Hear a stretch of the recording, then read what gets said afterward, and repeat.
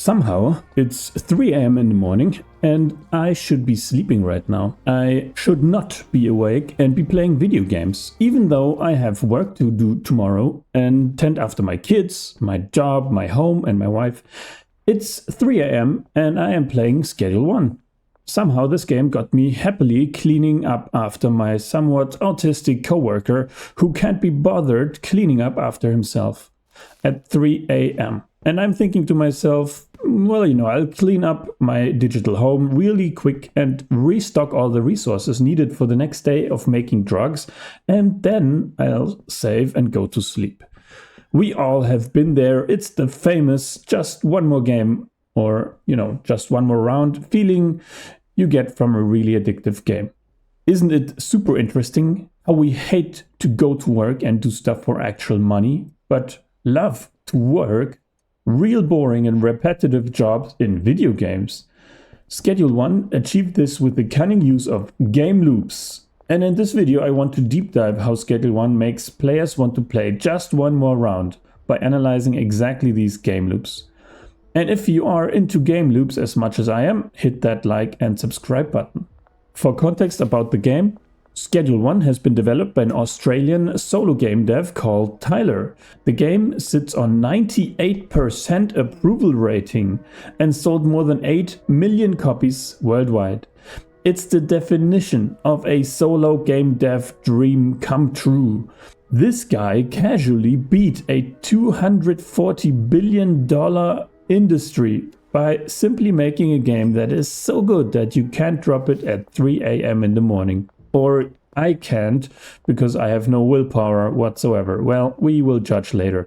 In Schedule1, the player starts out in Highland Point and builds up a career as a drug lord in a Breaking Bad Walter White fashion.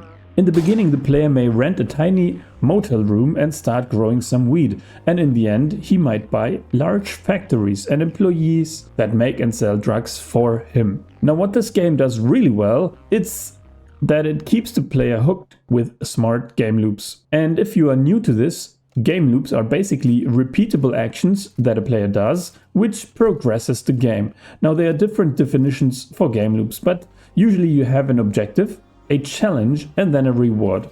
And if this loop somehow is in the middle of the flow chart, so not too easy and not too hard, the player usually enjoys that moment. And after collecting the reward, it prepares the player for the next game loop that is a little bit harder than the first one. So the core game consists of 2 game loops, making drugs and then selling them. Initially you have to buy some equipment, weed seeds, water the plants, cut them, pack them, find new customers to sell them to, and then sell to them repeatedly. And all these rather boring tasks are very easy minigames which have low frustration and high satisfaction potential. So for example, in the beginning you need to plant the seeds and then occasionally water the plants. For that you need to put water in the watering can, all very easy stuff. And it can later be automated to be done more easily or to be done by employees. The packaging is very simple. Put the product in the bag. The selling part is also quite easy, as nearly every NPC running around is basically interested in taking drugs. But of course the police might try and take your drugs away.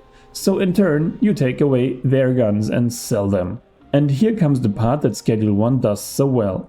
It introduces the gamer to new game loops and sparks our curiosity about the new game loops while the old game loops are still at place to keep us busy. So while we might make, package and sell weed, we can already buy a new place and automate some new business there. But then we also might need to find new customers, so a new customer base, as well as making a new recipe to increase the profitability. All while we have to hide from the law. Well, or knock them out and pawn their guns. And according to the leading psychologist Mikhail Csikszentmihalyi, wow, this name. Let's call him John in the future, because this name really kills me.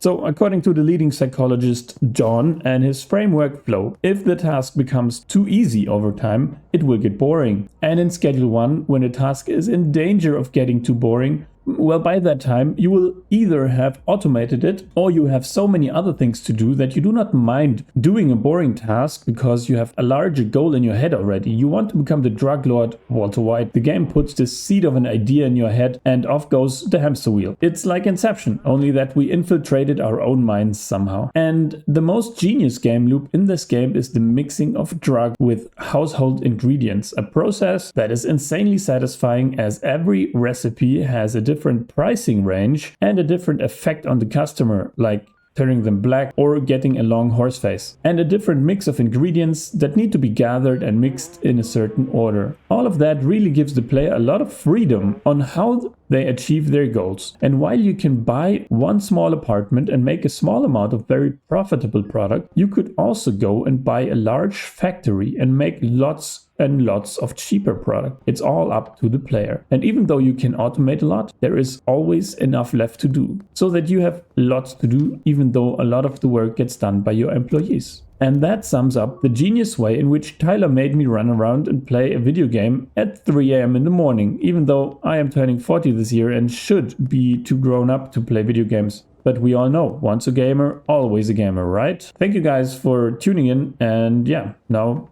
go and watch my videos about Balatro. See you soon!